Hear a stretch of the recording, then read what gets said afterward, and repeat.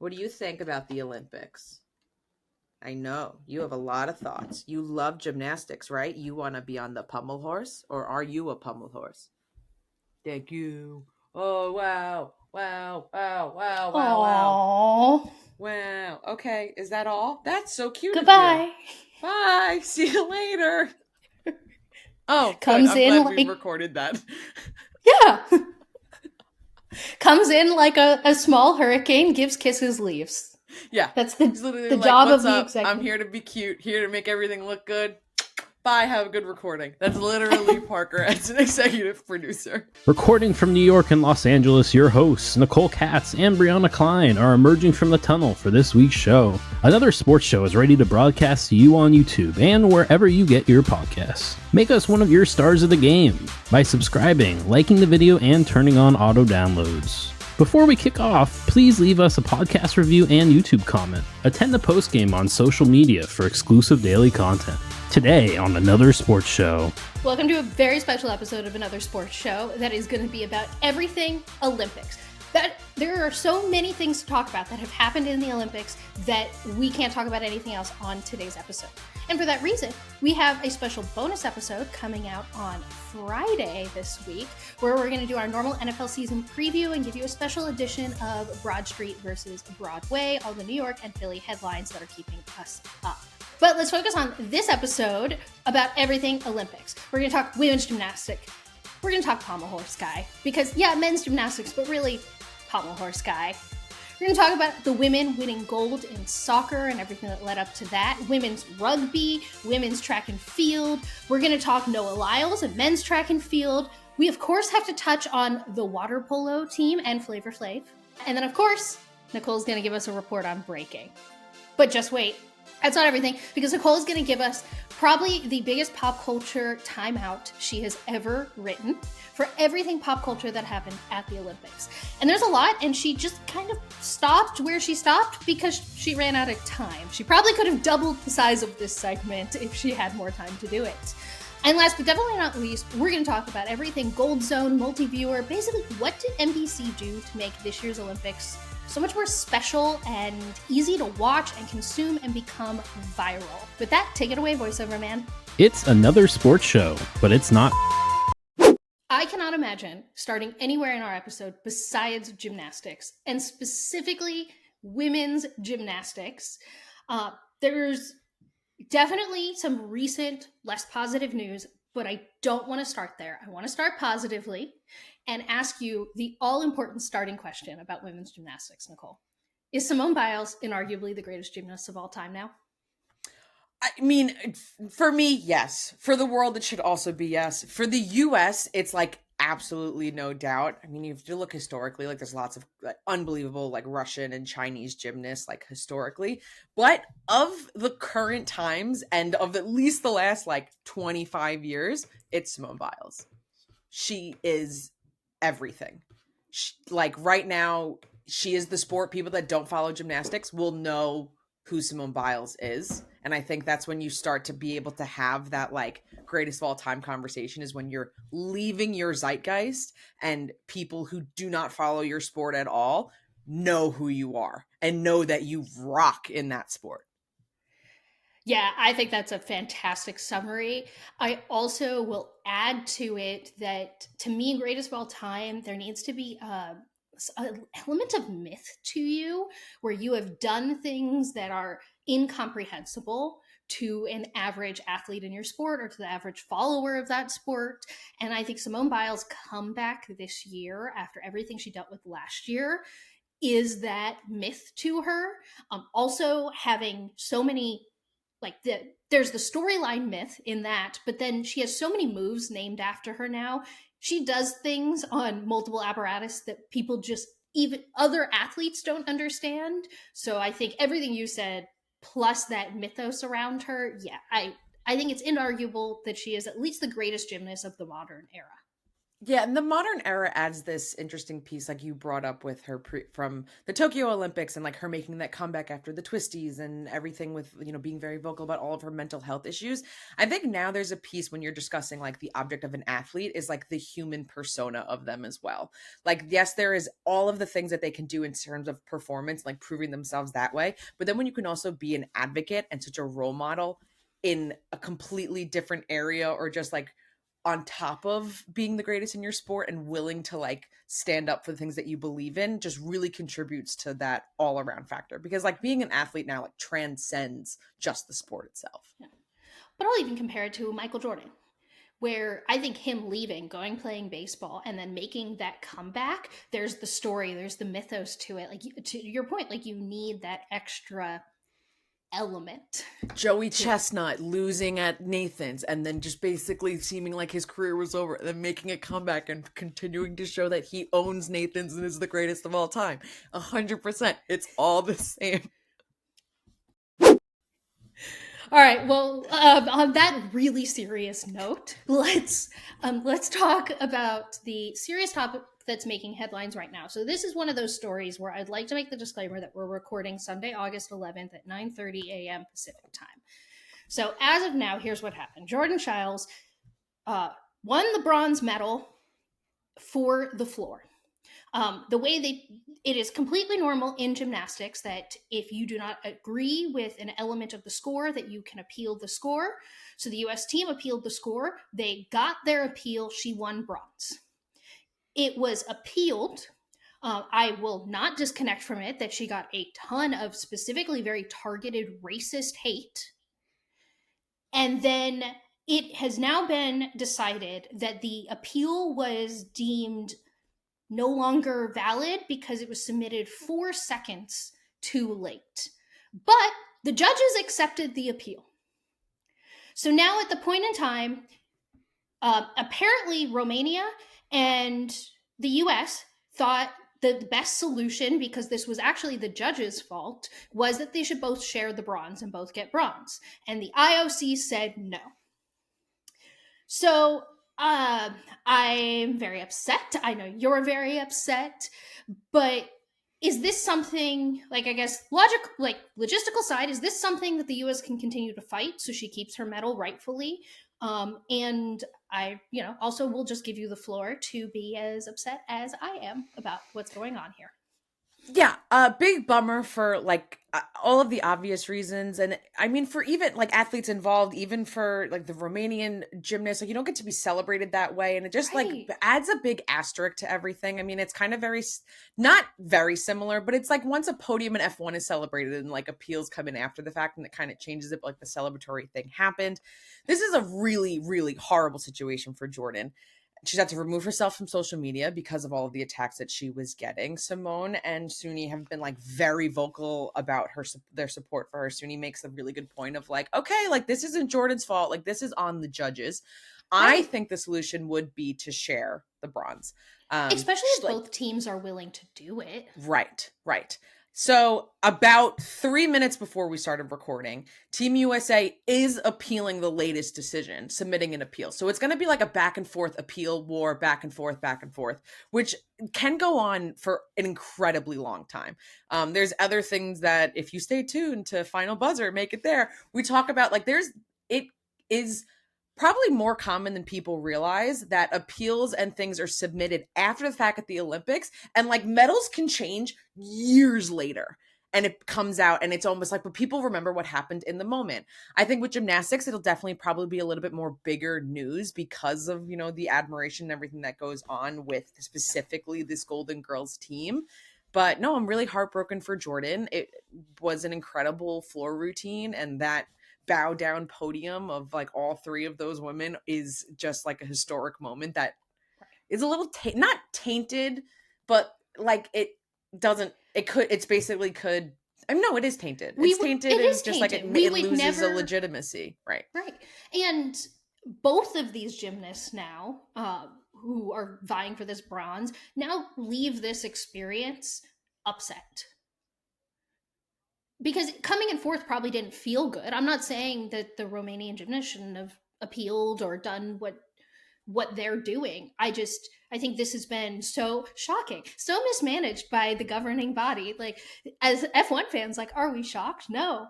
But it doesn't need to be this messy, in my opinion, to figure out the solution to this. And above all else, I just implore anyone listening to this to direct any vitriol away from the athletes.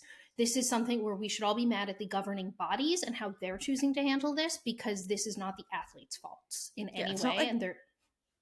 It's not like Jordan and her coach were sitting there being like, actually, you know what? Let's appeal, but let's wait 4 seconds and then go. Like, they went as fast as they could. There's also, the interesting thing of stories like this is I learned like weird rules logistics that I never would have known. Yeah. Like that after every other floor routine, if you're not last, you have 4 minutes to appeal. But after the final floor routine, you only have 1 minute. And in my head, like, what if it takes you longer than 60 seconds to walk there? To get the appeal in? So better to me, run. Yeah. That's just a crazy rule that I never would have known if we weren't recording. We're having to dive into everything sports. Right. All right, but let's end this women's gymnastics segment with a more positive story. Hello, everyone. This is a different time of the day and same day, but now I have a different hat on. But USA Gymnastics has just released some further information about Jordan's appeal towards the stripping of, or I guess the Team USA's appeal in regards of Jordan Chiles' bronze medal being revoked from her. So there is some additional evidence that has been submitted, and just kind of going over what they had shared. USA Gymnastics on Sunday, aka today, August 11th, formally submitted a letter and video evidence to the Court of Arbitration for the Sport, conclusively establishing that head coach Cecil Landy's request to file an inquiry was submitted 40 seconds after the publishing of the score, which is within 1 minute of the deadline required by the FIG rule. So there is now video evidence that shows that the inquiry was submitted within the correct amount of time. Yeah. It also said that in the timestamp video, you see the first inquiry at that 47-second mark, and then a second statement was made at the 55-second mark. So not only did she submit it once within the 1 minute deadline, it looks like she submitted an inquiry twice within the 1 minute deadline, and not the post 1 minute and 4 seconds that we say probably right before I cut in with this clip. So that makes a lot of sense as to why Team USA was so quick on submitting their appeal, because if they didn't have access to this video evidence beforehand, and now they're suddenly like, just kidding, here's our appeal, we have it, look at your timing. So this will be very interesting to kind of see. I feel so horrible for Jordan. I know. I mean, all athletes involved, this is just absolutely no fun. And it just comes down to like rules of semantics of who did their job and didn't do their job. And I'm assuming that this video evidence does exist. The US wouldn't be so strong in this statement and they wouldn't have submitted the second appeal. But, if all of this comes down to like the reality is they did get the appeal on time and Jordan had to go through all of this. And it all goes back to me, like, this is just such a reminder that like it is not the athlete's fault, and like the fact that she has been receiving so much racially charged hate because of something that everyone assumed was 4 seconds and completely out of her control, and now it looks like she's gonna be able to keep the bronze medal is just devastating. So, but a positive crash-in update here that not only has the US right. Team USA Gymnastics is fighting this, so that I will take as the positive. I think this is our only non-US story on the rundown this week. But Rebeca Andrade, speaking for myself, stole my heart through this entire experience. There's so much about her story that we could get into, but I'm just going to ask, like, what part of her story really resonated the most with you? I love, and it's wild to ever label any of these gymnasts as like an underdog story, but Brazil does not come in being like a powerhouse of gymnastics. Like they don't invest in it. Brazil doesn't, like, the US gives a lot of money to all these sports. Brazil gives none to gymnastics. like for every reason in the world, she should not have been there, let alone finish with a gold medal in that floor routine. Like Simone and Jordan bowed down to her for a reason, but it was just incredible I mean, it's like a very huge takeaway, but someone who has all of the odds against them and it's like not supposed to be there basically comes out with the first gold medal in gymnastics for Brazil, and then six Olympic medals overall throughout the entire Olympics, which is the most medals that any Brazilian gymnast has ever come back with. And that's just like you put it all out there, you prove yourself in such a magnificent way. Like I can't wait for the documentary about whatever this story is, because it's like a writing itself type thing. To me, the parts of her story that resonated the most is a toss-up between the miles of walking to a bus stop to then just be able to get to her gymnastics training as a small child. And that's not even mentioning like the fact that her family had no money to be able to invest. Like, it's a whole thing. But like, that's just the dedication, even as a young kid, to be like, no, I want to do this, and I'm going to physically walk miles to get to the bus stop, to get to where I need to go to train in gymnastics. And that's a tie with the 3 ACL tears in the last year. And to come back from that, I loved, in my opinion, that the overall storyline of women's gymnastics this year is that you don't need to be 14, and then you can overcome obstacles, because historically it's been kind of one and done with gymnastics, and you quote unquote age out and that is it. But I love that this is a quote unquote older group. It makes me feel so old to say. I know, it feels so weird to be like, the 26-year-old and right. Like, I'm like, oh yeah, but like, it's an older group of U.S. women's gymnastics, and Simone Biles coming back the way she did, and Rebeca coming back from her 3 ACL tears, and like, I would love to make this into a sport that's not one and done, and you have more people coming back and being able to showcase these great stories. To me, the storyline in gymnastics for years has been, look at how much she overcame. We starved them. We starved them. They're 90 pounds, don't menstruate, but they can flip and run really fast. Right. You'll see them right now and then never again. Right. And they're at risk of abuse. And now it's like, oh, okay, no, these are like women who have great like trainers and are treated like actual human beings and can overcome normal obstacles, not obstacles that are actually just put in place because that shouldn't be there. And so overall, I've just been really moved by the women's gymnastics this year. And I just also like huge. I want to watch Simone Biles on vault every day forever. It seems so unhuman. I can't understand that at all. And I mean, that's why gold across the board. It's why she's literally the GOAT. And I love gymnastics. I want more gymnastics. I can't wait till 2028. I'm already ready. Closing so do you think ceremonies she's coming back? Happened. Is Simone Biles coming back? I'm going with yes. Right now I'm saying yes, because I haven't had anything on the contrary besides just like age, but like that I'm not even going to let be a factor. So I'm going with yes, but that's my optimism. Manifesting. I think she's going to take 2 years off, maybe have a kid if she feels like it, or not. She just says she wants to start a family. And I think we're going to get news in 2026 of her back in the gym. And it's like, she's testing it out. She's getting back in the gym. We'll see what happens. And then I don't know if she might not even qualify for 2028, because that's 4 years from now. But I will never doubt her. Yeah. Because if she wants to, then like she's going to give it her all to do it. I have to be honest. I don't normally in the Olympics pay a ton of attention to male gymnastics, but I did this year. So we're going to talk pommel horse guy basically here. People have been calling Steven Nedoroscik Clark Kent Superman. So my question to you, my very serious starting question for this segment is, do you agree with this superhero selection? And even if you do, could you select your own superhero for him? Ooh. Okay. So the superhero comparison you're automatically always going to get for like, white man, brown hair, and he has glasses. But like, it was to the T of he's like glasses, takes off, does the thing, and wins. Like it really was incredibly Superman. So, I am going to pair him with, like, that definitely would be, I think, like the most ideal pairing. And maybe it's just because, like, during the Olympics, my patriotism is at like an all-time high. I almost also want to say that he's like Captain America.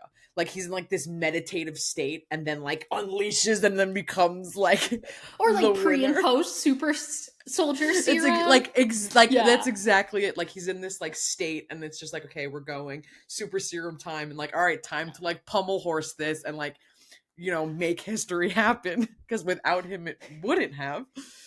My brain also went to an option that I'm shocked your brain didn't go to, is that he could totally Peter Parker Spider-Man this. Could totally, yeah.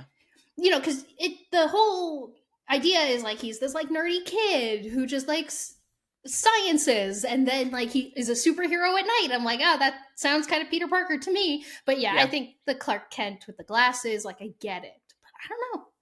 I think Spider-Man was a missed opportunity.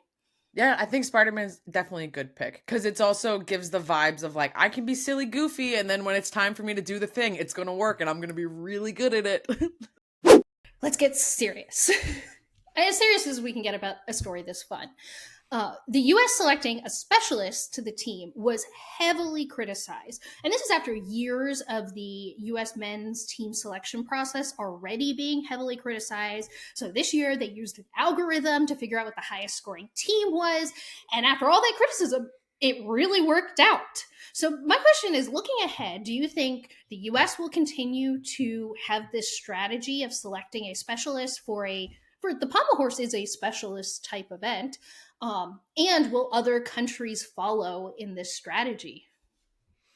It's a really wild and incredibly risky strategy, because if Steven did not show up and like Superman, like, the bronze medal would not have happened. Like, the gap would have like been incredibly like still there, and it would, the 16 years without a medal for men's gymnastics, like, that streak would have then continued.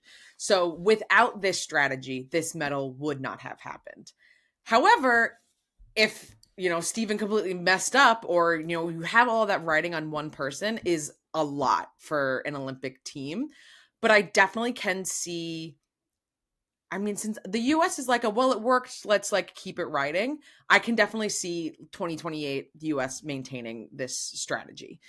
I think it also depends on like where they feel like they're lacking within the team and like where the talent is falling, because you also, if you have people that are so incredibly good across the board, like, you can't have, your team just can't be made up of like, okay, someone's really good at bars, someone's really good at, like, it can work here and there, but that can't just be like the only thing that you're entirely relying on. And I think in many situations, I think we will see more countries do this, and also then show so many scenarios where it doesn't work out the exact same way. But that's almost the risk of like going into this type of style. But with, at least with the US, it worked out so well this time.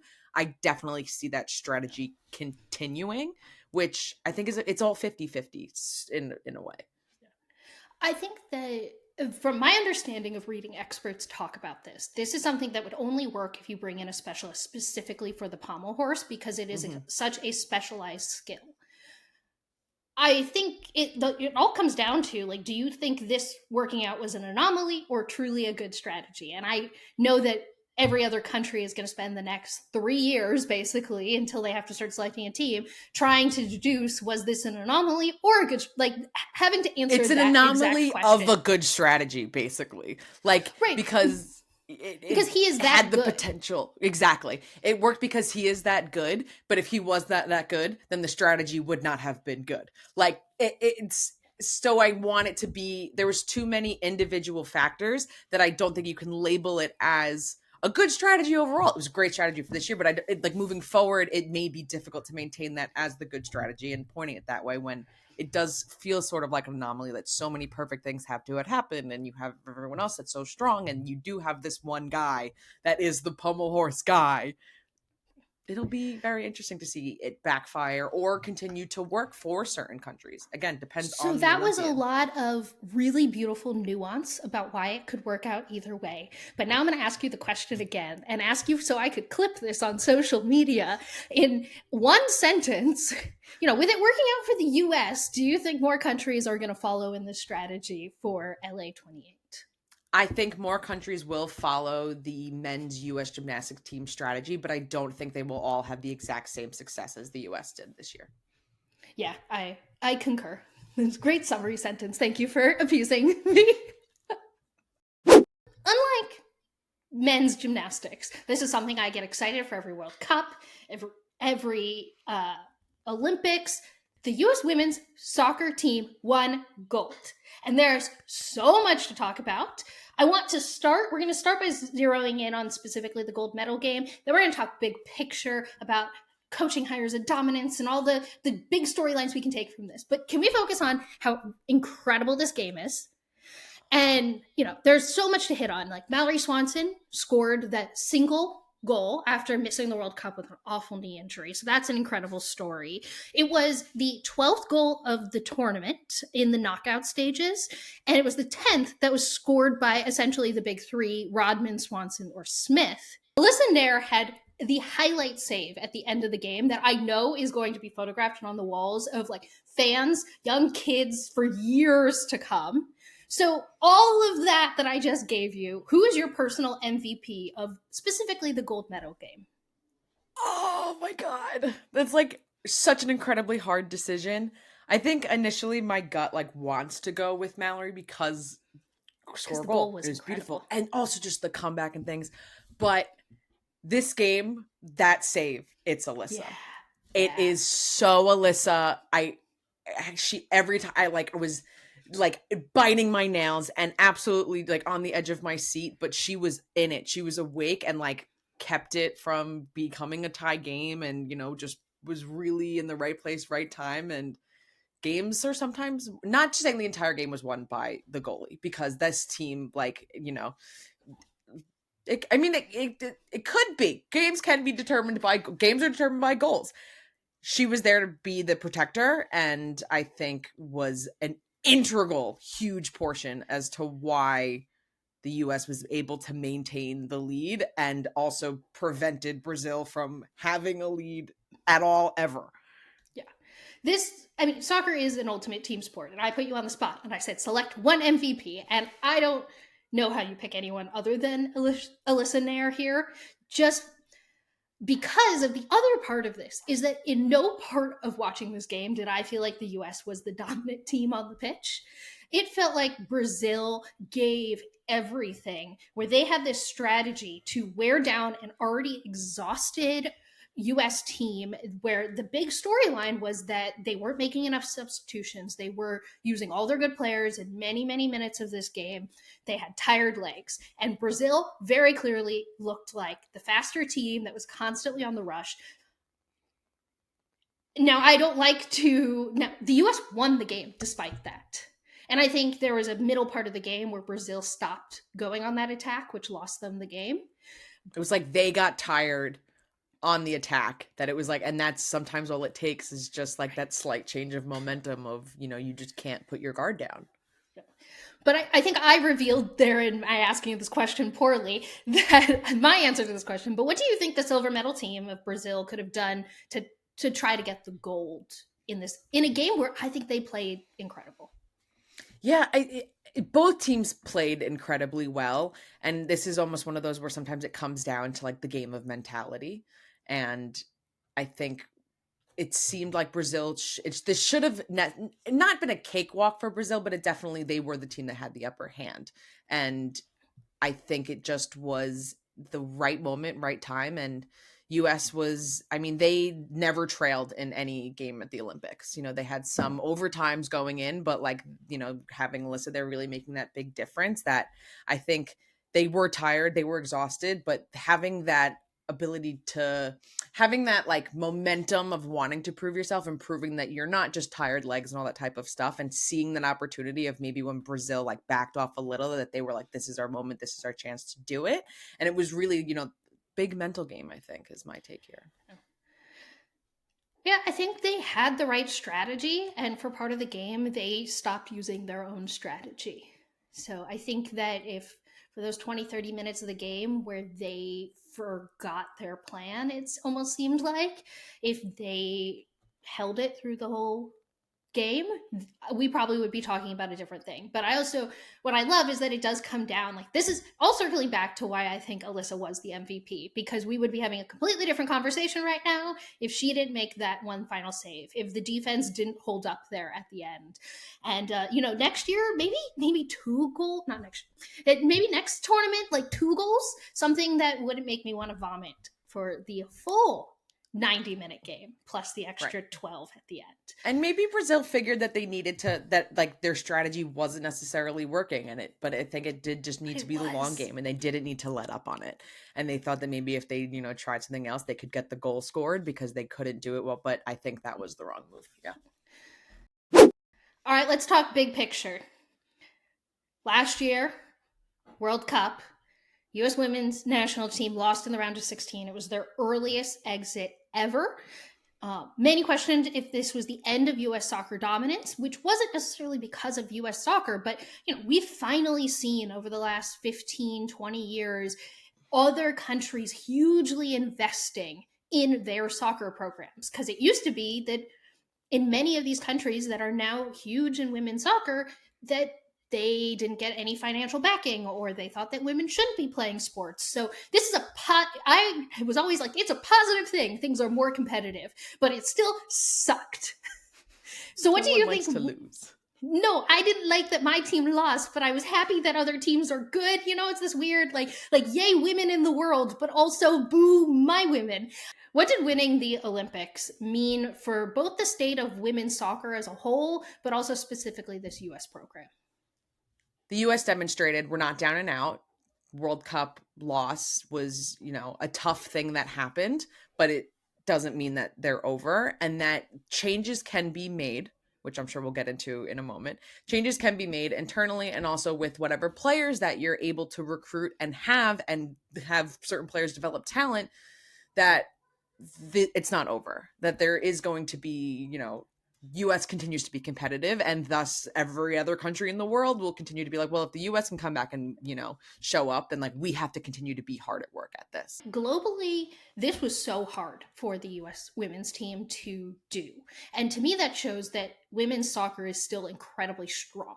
And in a weird way, I hope that our team doesn't go back to being incredibly dominant, because it was so fun to watch this U.S. women's team not steamroll and have to work so hard. We just finished talking about how we thought that Brazil actually played the better game the whole time. And it was individual players stepping up in great moments that helped the U.S. win this. But so globally, I think women's soccer is in such a good place. On the U.S. side, I feel very confident now that U.S. women's soccer as an organization now understands how to compete in a more competitive place. I think they were rolling off of just, we make so much more investments, we have better facilities, our players are better trained, so we're going to be fine.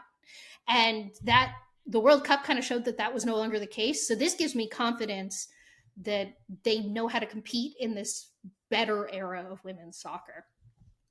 So speaking of that, this was the first gold in 12 years, which feels wrong considering how dominant they've been. Did you cry? Because I cried. Yeah, 12 years in a day. 12 years in a day. And you just see, there's something about, watching as the clock counts down, and you just read, and, the realization on all of the players' faces. I was crying for the U.S. and also crying for Brazil. You see dreams being made and dreams being destroyed all at the exact same time. But yes, there was tears. Of course there were tears, which of course is just I know that a broadcast is doing a good job when I can turn on something like men's gymnastics and see them win bronze and just start bawling. I had no emotional investment in that before. I've cried more in the last 2 weeks of the Olympics than I probably did in the prior month and a half or something. It's just I just sit there and they worked so hard for this. So I think the last big topic when we're talking women's soccer is Emma Hayes. So she only started as the head coach of this team in May. So it's been a little more than 3 months. I'm going to ask a really big overarching question here. Is this the best coaching job you've ever seen in sports? It might be. Because a coach not only sets the entire mood for the team, but also just is the overall directive. So when a new person comes in any sort of like management role, administration role, like there's always sort of like a grace period, and you don't necessarily have a grace period when your job starts in May and you're going to the Olympics in July. So you have to come in like really in the right mindset and being able to keep an entire team together, and a team that already knew they had a lot to prove. So Emma did a next level type coaching job that I feel like you would never hear someone's been in the position for 3 months and then has a team that won a gold medal. It doesn't sound possible on paper, but if you're that good of a coach and you know how to coach a team and you know how to communicate to your athletes, then like you can get the job done. And that's exactly what she demonstrated. Sometimes maybe time isn't a factor. I realized that I wanted to Google quickly if like a mid-season coaching change for like another sport has ever worked, because that's essentially what this was. This was a mid-season coaching change, right? It does not make sense, because usually when you get like a coach coming in, the conversation is always about how it's basically rebuilding, because a coach then basically has a team that was created by somebody else, or just needs to figure out their best way to be managing and coaching these players. So there's always, like I was saying, that grace period where you have to come in and base the team. The coach gets to build the team in the way that they think is the most efficient and and will lead to the most success. And Emma is so good at it. And, obviously it has to do with like players willing to listen to the coach, but also that has to do with how respectable of a coach you are. And it's so much has to work together perfectly that rides on the determination and mindset that the coach sets.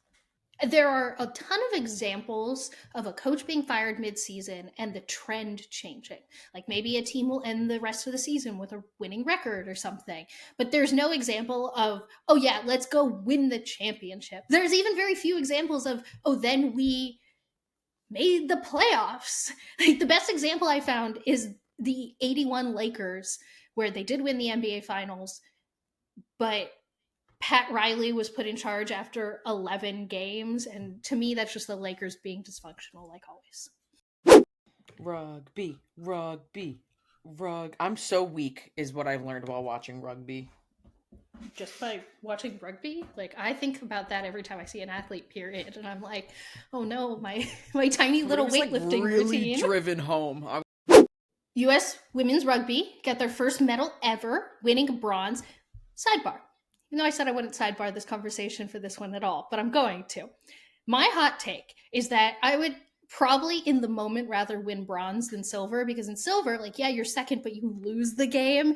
But in bronze, you win the game to get bronze. It just feels like a better emotional moment. But it's that psychological phenomenon that the happiest person on a podium is whoever is in third place, because they're literally just happy to be there and made it. Like they're scientifically happier than whoever is in first place. Yeah, but like, obviously, I know the athlete would be like, no, I want to be able to compete to try to win the gold. Like, I get it. But I'm like, winning bronze seems fun. Everyone seems like super happy. Speaking of women's rugby, super happy to win the bronze. It's their first ever medal in women's rugby. The standout star, Ilona Maher, 27-year-old from Vermont, is clearly the face and star of this team. So, yeah, this is an incredible academic feat. But the part of this I really want to talk about is it being a fantastic case study for creating star power to bring attention to sports that rarely get this kind of attention. So, what elements of her specifically highlighting women's rugby impressed you the most through this Olympics? So I had started following her back in, I guess Tokyo. I always want to say like 2020, 2021. And she really developed like that really strong following about being an Olympic athlete, but also showing how to be a real person. And obviously they didn't have the same success that they did in Paris. So then coming into this Olympics, Ilona had this very strong following, and then was continuing to be unbelievably real about like a lot of press was going on about like her publicly talking about her BMI, and as an athlete you can look different ways. So I think she became very relatable, began introducing other athletes on the rugby team within her platform, and kind of everyone started to like fall in love with these female athletes because not only are they like badass women, but you could also in weird ways like relate to them somehow. And she's funny. I think it's just the easiest way funny. She is incredibly funny, and she's personable, and she's just pure entertainment. Right. And she can lean into a bit and make fun of herself. So I agree. I think she's relatable, but I think she's relatable in the sense that she will make fun of herself. And I find nothing else as endearing as let me lean into this bit about me. And she reached this like special place of not only it's like the virality, whatever, okay, people will follow, but like people care about her, which then led to people wanting to watch rugby and wanting to watch the success of the rest of the team, which really kind of stemmed from like developing this connection online. It was like the fans were just so unbelievably supportive of this team because they got to know these athletes in like the hysterical way of because of all the content online, which then led to like putting so many more eyes on women's rugby sevens. Yeah, I think to me, in the era of stars and influencer marketing, there's a huge difference between I like this athlete, I'm going to follow this athlete, and I like this athlete, I follow this athlete, and I'm going to go watch a sport because of that. And I think part of the way in her content that she's been able to transition to the second half of that is that she still very much integrates rugby into her content. I think the best example of this in the content she did in the Olympics was when she was teaching Jason Kelsey how nuances of rugby, which everyone says is similar to football, but they're very different sports. It's such a good example of, look at me, I am this influencer face, I'm interacting with a celebrity, but I'm making it about my sport. And that's how you get that transition to investment over to watch the sport as well. Yeah, and it was just unbelievably huge game. I mean, I think you also have to win. Right, you have to win. Yeah. I arguably found like the bronze medal game like more exciting than what ended up being like the gold and silver match game. I mean, it literally when you have a game that's probably because you have the emotional investment. Well, I have the emotional attachment, but then you also like this game comes down to it was literally like US was going to lose, and then they were able to somehow drive down the field on the last play, and then like I mean that's what got Alex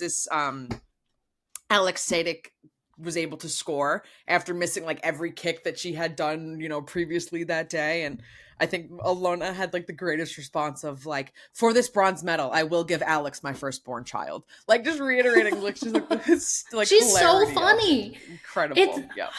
Yeah. Let's talk track and field, starting with the women, because honestly, this entire Olympics, the women have been the standout in every single one. Women did win the majority of medals. So they did. Yeah. Well, a star-powered U.S. women's relay team for the 4x100 that featured Gabby Thomas and Sha'Carri Richardson, as well as Melissa Jefferson and Tawisha Terry. I think the moment of track and field took place during this star-powered relay where Sha'Carri Richardson, as she passed, came from behind and turned and looked at Great Britain and Germany. Was there, I think of all the things we talked about, was there a greater visual moment and shot that happened in this Olympics? Literally, no, not at all. It was the shot of the Olympics. Like having the also just mental space to think to turn. Like when you're just all of it. That it is woman sick. Is a showman. Like I love her. Yeah. And just like fantastic, her nails, the look, like everything was like, I'm here to show up. She was another one that was coming in with like feeling probably like very extra of like having to prove herself after having the disqualification from Tokyo, which is like just so absolutely ridiculous in this day and age. But yeah, she came in. Neither of us think she should have been disqualified. Yeah, from Tokyo. No, definitely not. Guess what? Marijuana probably not going to make her run faster. Like if anything, it would probably do the opposite. Exactly. So this was another one where you could tell that she like took that and was like, I'm going to bust my butt for the next couple of years and like be even better than she already was. And it would have been really interesting to have those Tokyo games to kind of compare to see like what greatness she would have had than to now. But it really like adds to the story and leaves no question of what a beast she is. Yeah. There's too much to talk about in the Olympics, so I'm going to skip past reluctantly everything we could say about Gabby Thomas. Move over to Sydney McLaughlin, who defended her own world record for the 6th time here, competing in the 400 meter hurdle race in 50.37 seconds. I should have been for more of these pulled times because it's absurd. At the end, she put on a crown. So in an Olympics of iconic props, I'm going to ask you to create a podium of the following 3 props. We have Stephen's flag cape after his bronze in pommel horse. We have the aforementioned Sydney's crown after defending her world record and winning the gold for the 6th time. And then we have Simone Biles' goat necklace. So, In P3. Stephen's flag. This is an Olympics for women. In P2. The crown. Sydney's crown. It feels like a hot take. It really does. yeah. I know. Spoiler, this would have been my P1 for sure. Fair. Very fair. Okay, so then. In P1. Simone's goat necklace. It was close. It was great. They're both such incredible flexes, but I mean it's a toss up. I mean you could ask me in a half hour and I'll have the back. I'll totally flop them. I'm just riding the Simone Biles hype train right now. But I mean defending your own world record and then dropping a crown on your head is unbelievably sick. So I literally want to say that the crown's P1.5 and the goat's P1. They were both really cool. We will turn our attention briefly to some men's track and field, specifically the 100 meter, where Noah Lyles upset Jamaica to win the gold in an actual photo finish. It was a 5,000th of a second finish that won him the race. It was an unbelievably small number that I didn't write down, where he just would have been off the podium. So races like that are incredible. I do think he as a personality was one of the standout stars of the event. So what was your favorite part, just looking big picture, of Noah Lyles at the Olympics? What would you say is your favorite thing that happened? Oh my gosh. Noah Lyles at the Olympics is one of those fantastic personalities. I think if the picture of Sha'Carri was not in existence, this photo finish would be like one of the pictures. I mean, it is one of the pictures of the Olympics. And just the immediate turnaround of the correspondence being like, Jamaica won! And then seeing Noah staring up and finally seeing that it was actually him. Oh, and I'm going to butcher whatever it is that it is because I don't watch Dragon Ball Z. But Noah Lyles is such a nerd. And he does the like, oh, there's also Yu-Gi-Oh! He also whips out a Yu-Gi-Oh! Card. Yes. Okay, yeah, okay, sorry. I thought that's where you were going. Because my favorite part was the Yu-Gi-Oh! Card that he just had on his person. But you're right. It was a Sorry, go. No, hold on. We have these details. Pop over to, pop culture timeout notes. Okay, so prior to the 100-meter dash, Noah Lyles pulled out an incredibly rare Blue Eyes White Dragon card. And that was, oh my God, the most beautiful cards in the world. I had one as a child. It's somewhere in a closet, in a box somewhere, and definitely worth $1 billion. And then he played another Yu-Gi-Oh! Card, and then at the end of the race, mimicked the Kamehameha. That's not how it's probably said, and I'm so sorry to everyone that loves Dragon Ball Z. Attack from Dragon Ball Z. So my favorite thing about Noah Lyles is, oh my goodness, his personality, and he's such a nerd in the greatest way. We could not do an All Olympics episode and not talk about Flavor Flav. And yes, the women's water polo team did end up losing out on the bronze medal match. But they win by continuing to secure more and more investment into their sport. So I really want to talk about this from a business perspective of why Flavor Flav's promotion and investment into this team has been such a fantastic example about how people could be propping up women's sports. Flavor Flav is the example of putting money where your mouth is. It was back in May. It was once the women's rugby got rugby on the brain. Once like the qualifying and everything for water polo had ceased, one of the magnificent Maggie Steffens athletes posted, oh, losing things. There goes my fan. Okay. Maggie Steffens posted after, qualifying and everything, talking about like the incredibly difficult journey that every athlete on the women's water polo team goes through, that they're not just athletes, like they're regular people who also do regular jobs. And immediately Flavor Flav publicly is like, as a girl dad, I recognize like how incredible you all are, and my team is contacting your team, and I want to sponsor absolutely everybody. So it's a wonderful example of like people can say a lot about supporting women's sports or supporting like any type of women's athletics, but like you can it's not incredibly difficult to take action to fully support like the success of this. And Flava Flav literally, it's almost like a very funny like random celebrity with potentially random sport like coming together to make like this beautiful miracle, like cosmic just like relationship that like really vibed perfectly well. But you can take, and Flavor Flav is a celebrity that has like such random eyes on him from like so many different populations, whether it's like rap fans from the 90s, like Swifties, people that watched Flavor of Love, and now they're all getting like women's water polo on their algorithm. It's just very interesting when you can get someone with a diverse platform like that, can be like anyone can support anyone. I think he hits on 3 easily duplicatable things if other people want to shine lights on sports like he is doing. So like I said this, that I started this with, I think this is the best example ever about how to prop up women's sports that we've ever received. And I think it's because he hits on 3 things. 1, something you just mentioned, but I'm going to simplify it. He makes it fun. He is fun. He makes it fun. 2, he is constantly turning the attention back on the competition and the athletes. So for every story, like we're doing right now about how great Flavor Flav is, he's like, thank you for talking about me, but more importantly, thank you for talking about women's water polo. And that's why I started this with, they were so successful at these games, even though they didn't end up winning a medal. Despite all the odds, they were still in that bronze medal match and will come back even stronger with more investment in the future. So he makes it fun. He turns attention on the competition and athletes and not on himself.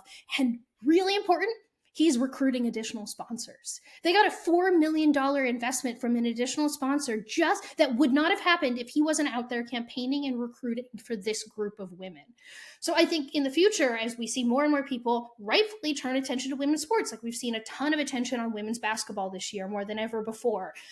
Not in the Olympics, I'm sorry, I was talking WNBA. If you want to think about like, okay, how do we have investors and celebrities shine lights on these places?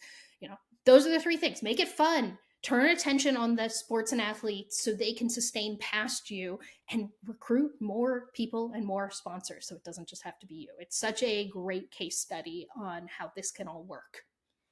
I do want to bring back to the point that you were making, that every time he's interviewed or anything and he brings back the attention to women's water polo and like what other like ways that it can be better, and having more eyes on that. The amount of times that people are like, he's being hired there as a correspondent, he's there just like Snoop Dogg, and he's like, all my love to Snoop Dogg, but I am here for my women's water polo team and here to support. I mean, he's there decked out in a custom water polo hat and the jersey, and he has like a Team USA waterproof clock, incredibly important, but definitely far from the end of Flavor Flav becoming the guy of women's water polo. Right. I love passion like this. It's so fun. So Nicole, what you think of breaking? Guys, I don't have words that I want to say because I was kind of bummed. I don't think we will be seeing breaking at future Olympics. Hey, it did get a lot of publicity and attention though, and social media engagement, which was one of the things you were like, everyone needs to watch breaking, and it does seem like lots of people watched breaking. Yeah. Unfortunately, my whole timeline is really like making fun of the B-girl ray gun from Australia, and like everyone that's like, I said that I can't do what Olympians can do, but I can do what she does. I unfortunately just don't know if it was like the production or, the lack of, I feel like there could have been better ways of like explaining how it all works leading up to it. I don't know. I just felt like it was a very difficult thing to be watching on TV because, to your point of what we had talked about previously, of like, we don't know what is good and what is bad. And like, there would be times I'd be watching something and I'm like, I don't think that's necessarily great. And then it was like perfect score, which after a while, I'm like, I don't know what I'm watching. And it then made me just kind of feel silly. So I did not have as much of an enjoyable time watching breaking as I initially anticipated, but I did watch both days. US did get a bronze medal. Shout out to our B-boy Victor.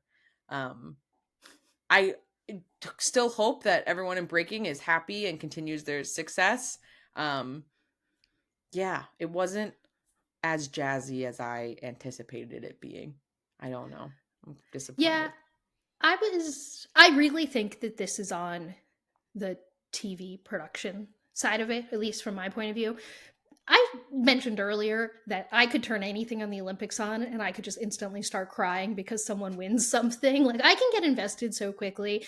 And I felt like, of all the broadcast crews, this is the one broadcast crew that wasn't explaining the sport to me and wasn't telling me the storylines very well. So I struggled to get invested because, look, I could get it. Like, essentially, you could tell me that this is a water bottle flipping competition, and if you tell me the storyline behind it, I'll get invested in it. Like, to me, this is a sport that I could have easily been invested in. So I honestly hope breaking returns for LA 28 so we can get a production redemption and everyone can fall in love with the sport that's unique and weird and like totally out there, which is why you were attracted to it in the beginning. It's a pop culture timeout. Time to take a break from scores and stats to cover the latest in pop culture, where MVPs step aside for VIPs.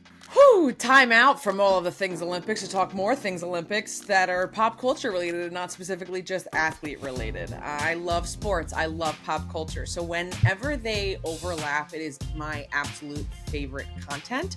And the Olympics are the best example of pop culture. It's like the ultimate pop culture, like, sports crossover besides the Super Bowl, or like the only times in my life that I ever feel like I'm being so fed as a sports pop culture fan.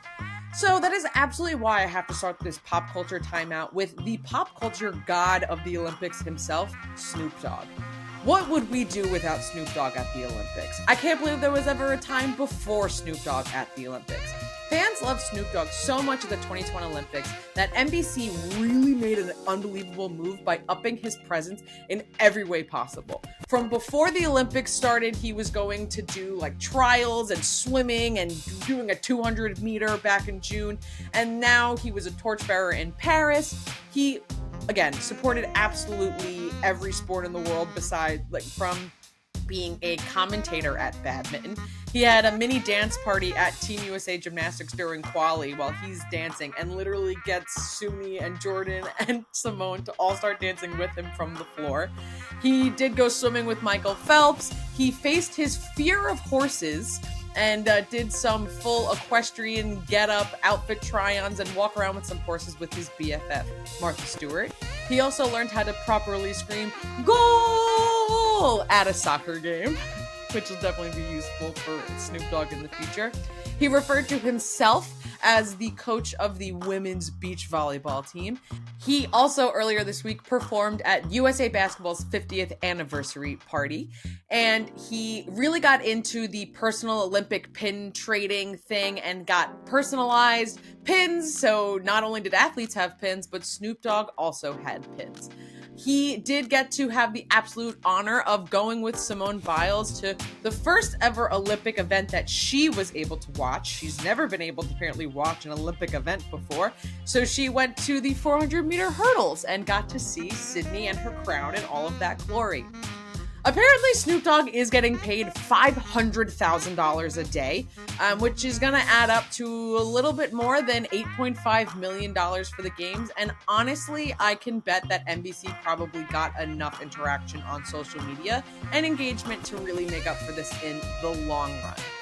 Now, jumping over to another one of my favorite hosts of the Olympics, which was a little bit more of a bittersweet thing, Colin Jost was the main correspondent in Tahiti to cover surfing. It was a rough start right away for Colin Jost, who very early on cut his foot on a coral reef that proceeded to get a staph infection. And then he proceeded to get an ear infection. So every time he started his correspondence, someone would ask him about a health update. And you could tell that this man was just like really trying to survive. Early on, day 2 of the Olympics, he's quoted saying, "I've been to the Olympic medical tent more than any of the athletes." And they already had his medical ID number identified, and they fully knew who he was. It was announced at the end of last week that Colin Jost was returning home early. Good. I think if you have a staph infection in your foot, maybe don't be hanging out in Tahiti anymore and go home. So sorry, Colin Jost, but, bad things sometimes happen to good people. Oh my gosh, the mascots of the Olympics. If you're new here, surprise, we love mascots. Why? Because they're fun, they're awesome, they're silly, and they're fun. Again, they're fun. The Freegs is what they're called. These red things, they're like these adorable red dudes. They have one for the Olympics, one for the Paralympics, and they have these huge blue eyes. They're little red hats, and they're a symbol of the French revolutionaries. They're also featured on all of the French stamps and coins. But someone in France, please get me a stuffed animal of one. I want one. I'm going to go in a little bit later about different celebrities and famous faces that were at the Olympics, but I need to talk about the fan experience of Jason and Kylie Kelsey and the entire, in one day, going from men's volleyball to women's gymnastics to then becoming the literal #1 fans of the US women's rugby. Gotta just call out how Jason was rocking not only a beret one day, but then the next day, Ilona Maher shirt that was just covered in her face. It was the most patriotic thing someone probably could have been wearing at the Olympics. Olympics news and Rubik's Cubes. So we were talking about our pommel horse hero, Steven. He demonstrated that he was able to solve a Rubik's Cube in under 20 seconds. The company that makes Rubik's Cubes has reported a dramatic increase in sales of Rubik's Cubes starting from the day that Steven solved the Rubik's Cube and thus forward. So, he's not only a superhero for the US gymnastics team, but for Rubik's Cube businesses everywhere. Now, let's talk about ads, because gosh, does the Olympic create incredible ads. One of my favorite ones, which in the end kind of doesn't really pan out as much, but Nike had some fire ads this year.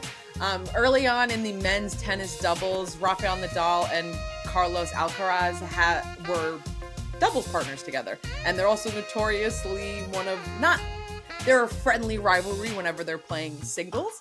And they basically, after they won their first doubles match, took a photo of them high-fiving, and it says, "Don't meet your heroes, win with them."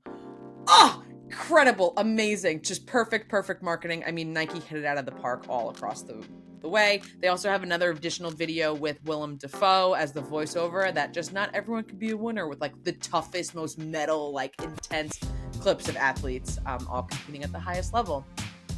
Surprise, we're talking about Taylor Swift again, because Taylor Swift also did a voiceover of another ad.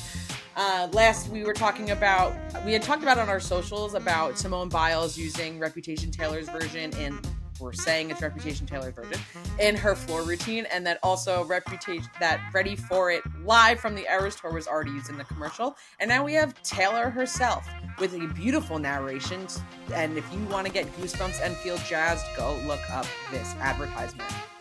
ESPNW.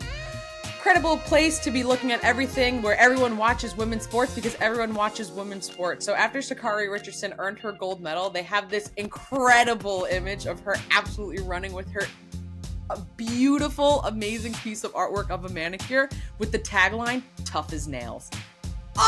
So good. Relatable to all females across the board, because tough as nails. And honestly, I can't imagine. I can barely be a normal human when I have tiny little fake nails put on. And Sha'Carri Richardson is a gold medalist with talent, and they're beautiful pieces of art. Next ad, Reese's. Major sponsor of the Olympics every single year. They always like to come up with really interesting campaigns and different things. They have this year a Legends and Newcomers campaign with U.S. soccer players Alex Morgan and Sophia Smith. Customers can either opt in for the Legends, aka the traditional Reese's Peanut Butter Cup, or the Newcomer, a Reese's Peanut Butter Cup shaped like a gold medal, available for a short time while the Olympics are going on and probably a little bit afterwards. Oh, not done talking about Taylor Swift. Well, kind of. There's been several moments that have made us cry throughout the Olympics, but there are a couple of moments that I'm going to refer as the alchemy moments. The moments where dreams come true and all you need to do is run to your person.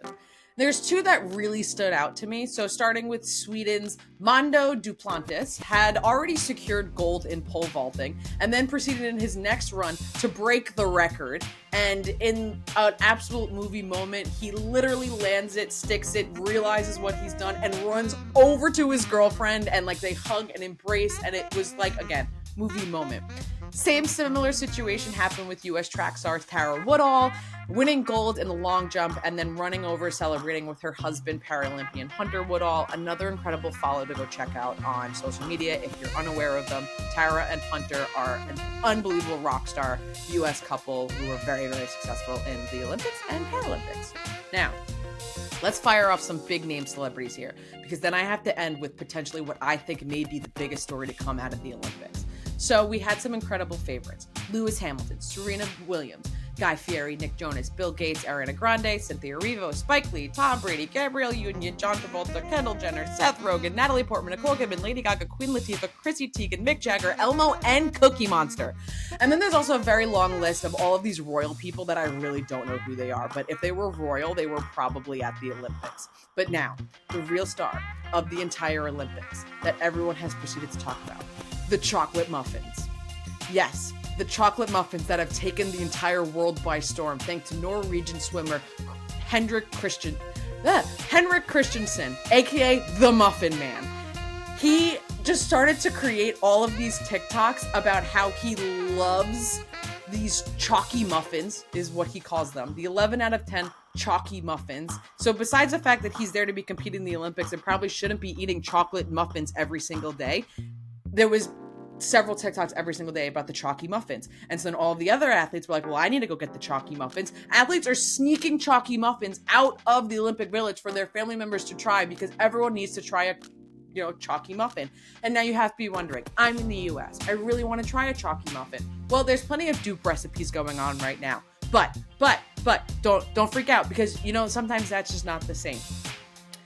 The company Coup de Pâtes, this is definitely French and I probably said it wrong, finally came out on LinkedIn and said, hi, it's us. We make the chocolate muffins. It's us. They like to call them, the official name of the chalky muffin is the Maxi Muffin with intense chocolate. Unfortunately, right now, it is only available to purchase online by food service professionals in France.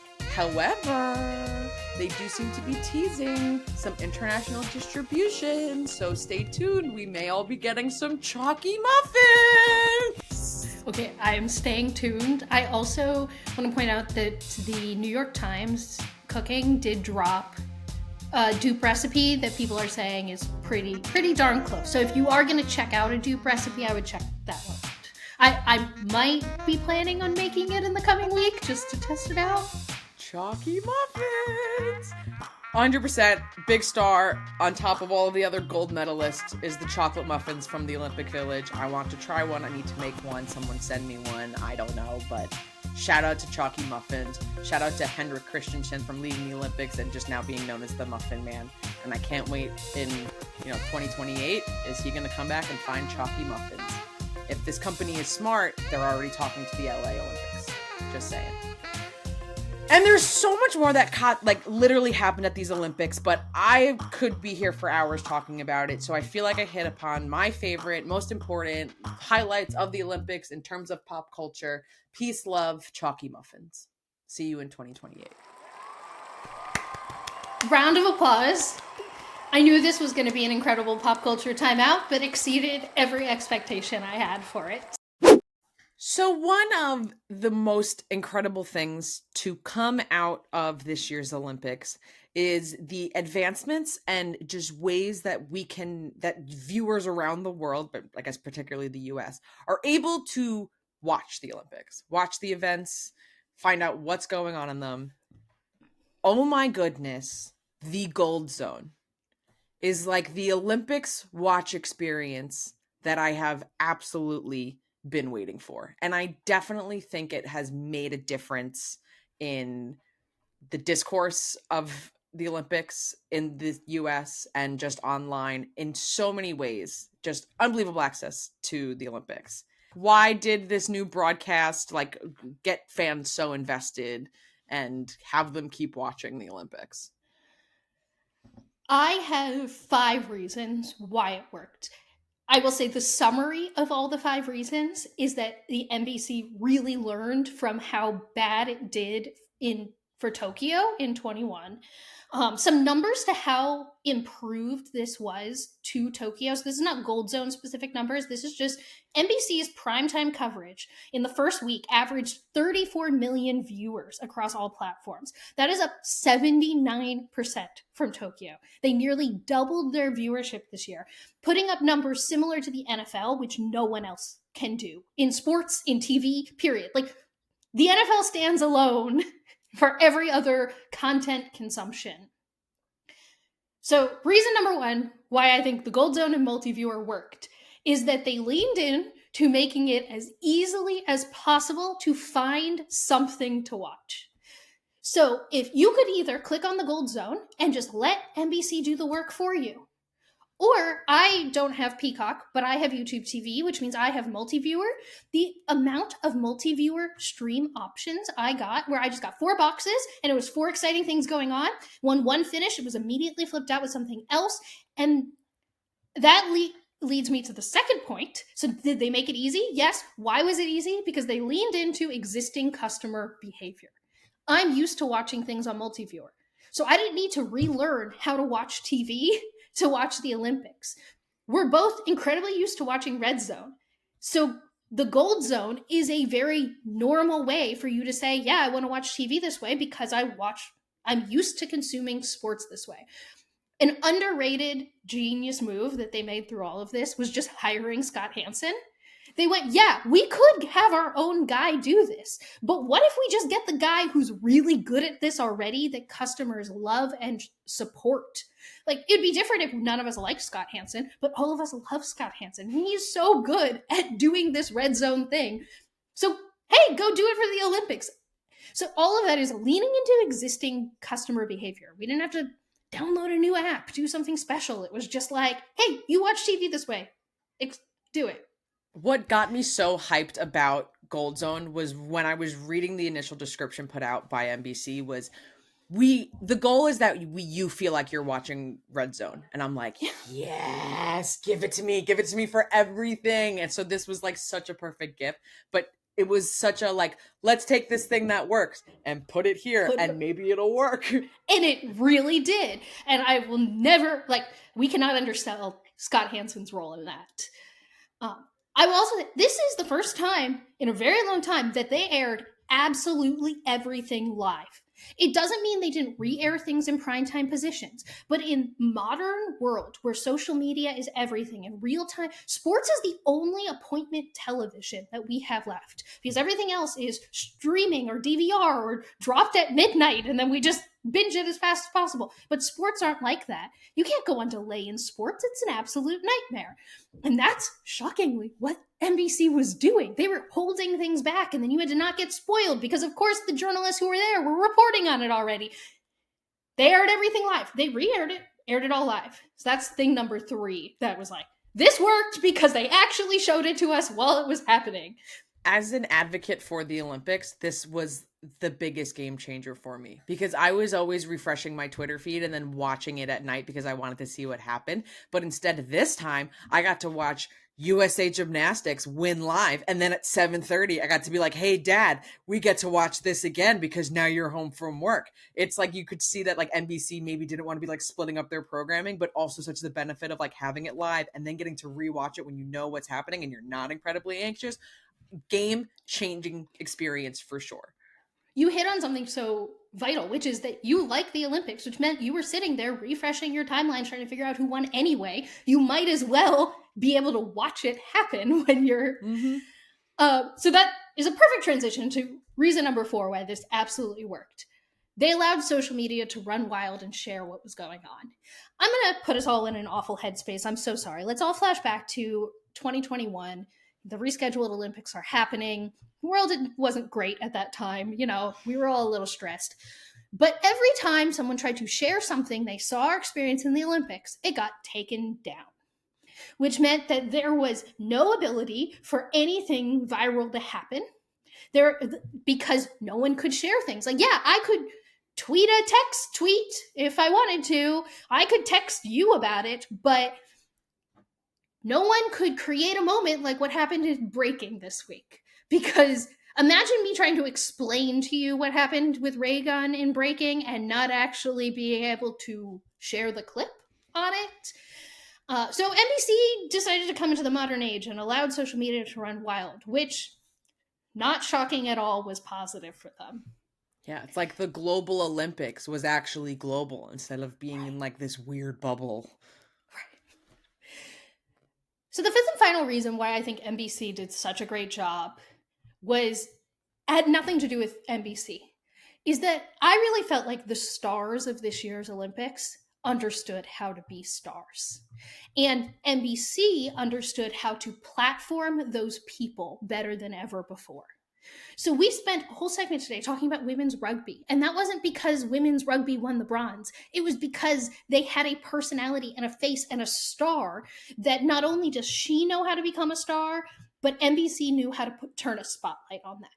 And I think historically NBC has done a really good job of that if there's someone like a Katie Ledecky and Michael Phelps, a Simone Biles. But they were able to tell stories about all these other athletes quickly and in such an engaging manner.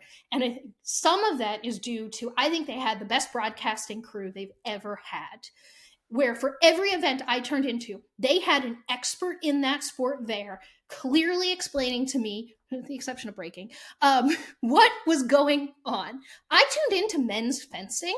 I have never watched fencing before in my life, and I was absolutely enthralled and engaged because after every single point, the expert was sitting there telling me why they won that point and what the technique was. So stars were stars, and NBC gave such a stage for the stars to shine this year. 100%. It was star power working across the board everywhere, and they did a really good job of pairing the right correspondents and journalists with the right athletes. Like, they have also, like, specifically NBC has created like such a beautiful storyline between like Simone Biles and Hoda, and it's like this pairing that they have together, and she travels back with her, and it's like you just can totally see it all blends together so well that like it feels like an entire big thing. That NBC did a really, really incredible like logistical job of having everything flow together so seamlessly. Like the content that was going around online was then also being what was being discussed on live TV and everything like that. So everything felt like you were at the Olympics or a part of the Olympics when we are so not at the Olympics. These 5 things, I'll just summarize them really quickly. You know, they leaned into making it easy to find something at any time of the day to watch. They leaned into existing customer behavior, so you didn't have to relearn how to watch TV. They aired everything live. They allowed social media to run wild and share things, and they allowed stars to become and be stars. And it just lays such a modern foundation for how to broadcast sporting events. It makes me unbelievably excited for everything they're going to do as the home broadcast team for LA 28. And I also am excited for everything they learned here that's going to be brought to sports that are not football.